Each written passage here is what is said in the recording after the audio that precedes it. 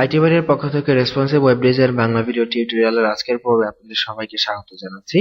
গত পর্বে আমরা বিভিন্ন ডিফারেন্ট পেজ লেআউট সম্পর্কে জেনেছি। তো আজকের পর্বে আমরা এই পেজ লেআউট গুলো তৈরি করার চেষ্টা করব।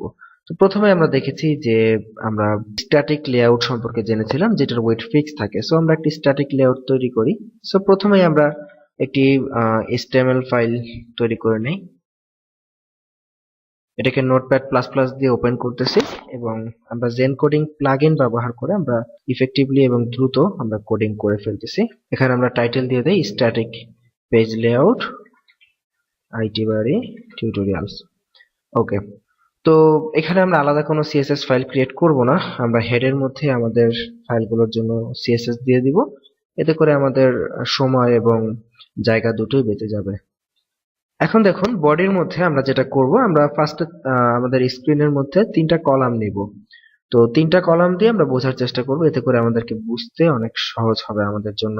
সো আমরা তিনটা কলাম এখানে নিয়ে নেই। এক একটা কলামকে আমরা নাম দিচ্ছি ব্লক এবং তিনটা কলাম থাকবে, সরি।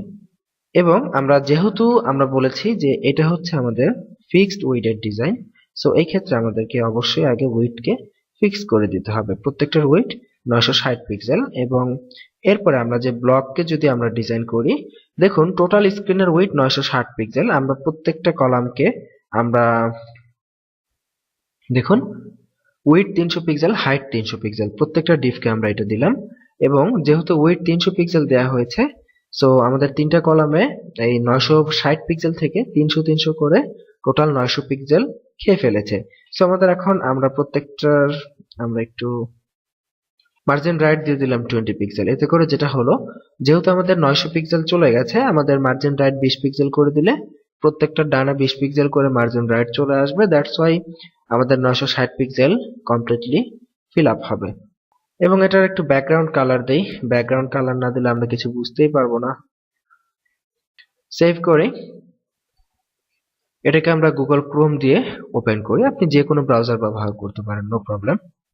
আচ্ছা দেখুন, এটা নিচে নিচে চলে এসেছে। এর কারণ হচ্ছে ডিভ হচ্ছে ব্লক লেভেল এলিমেন্ট। আমাদের প্রত্যেকটা ডিভকে এখানে ওয়েট লেফট করাতে হবে, আদারওয়াইজ এটা নিচে নিচেই আসার কথা। রিফ্রেশ করলে এই যে দেখুন আমাদের ডিভগুলো পাশাপাশি চলে এসেছে। এখন এটা যেহেতু স্ট্যাটিক পেজ লেআউট, এটাকে যদি আমরা ছোট করি, আমাদের স্ক্রিন সাইজ ছোট করলে দেখুন কোনো চেঞ্জ হচ্ছে না, বরঞ্চ ডান পাশটা কেটে যাচ্ছে। সেই কাটা অংশ দেখতে হলে আমাকে নিচ থেকে স্ক্রল করে তারপরে দেখতে হচ্ছে। সো স্ট্যাটিক পেজ লেআউট, আপনারা সবসময় স্ট্যাটিক পেজ লেআউট শিখে এসেছেন যারা ওয়েব ডিজাইন শিখেছেন, কারণ সাধারণত স্ট্যাটিক পেজ লেআউট দিয়েই কাজ করা হয় জেনারেলি। তো পরবর্তীতে স্ট্যাটিককে রেসপন্সিভ করা হয়। সো এটা ছিল স্ট্যাটিক পেজ লেআউট আমরা শিখলাম। তো আগামী পর্বে আমরা চেষ্টা করব এই স্ট্যাটিক পেজ লেআউটটাকে আমরা কিভাবে লিকুইড পেজ লেআউট করতে পারি সেটা আমরা দেখব। তো আগামী পর্বে আমন্ত্রণ রইল। আজকের মতো এখানে বিদায় নিচ্ছি। ভালো থাকবেন সবাই। আল্লাহ হাফিজ।